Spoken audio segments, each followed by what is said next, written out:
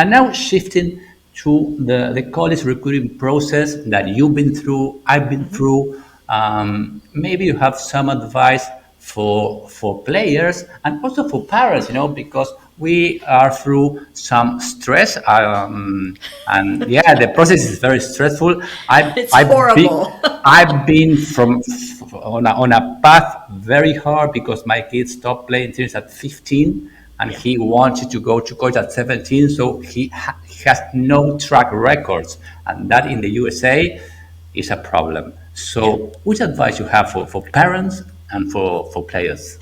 First of all, I just want to say that fall semester senior year for any athlete and really any child, because my other two kids didn't go to college with sports. They went, well, my oldest went for acting, my middle one was strictly academics. That fall semester senior year is maybe the most stressful parenting time that I experienced with my kids. I just found it, you're on them to get those applications done, to keep up with their schoolwork. If they have an extracurricular activity, finding time to keep pursuing excellence there.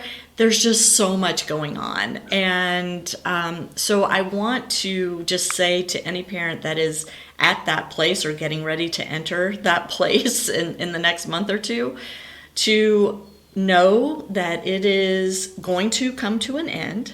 It doesn't go on forever. It is crazy stressful in the moment, but you have to just remember that it is short lived and you will survive it. So I'm just going to say that up front. But in terms of athletic recruiting, it is very difficult. But the number one piece of advice that I give to families is you have to let the athlete drive the process. Parents, you cannot do this for them. You cannot hire somebody to do this for them.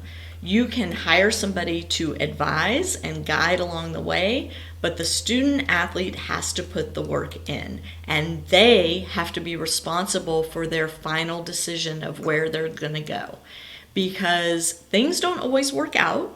My son is a case in point. His freshman year was a disaster, but because he had made that decision of where he was going to go play tennis in college, he owned the fact that when things didn't work out, it was on him to find a way out of that and to remedy the situation and find a way forward.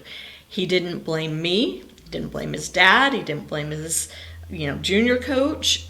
He took the responsibility to fix that situation. And it is an incredibly hard life lesson to sit back and let your kid learn. The inclination is to jump in and fix. I mean, that's what we do as parents, like you said, carrying your son's bag, right? We just want to fix stuff. We want to clear the path. We want to be the snowplow parents, right? But that does not serve our children well in their overall human development.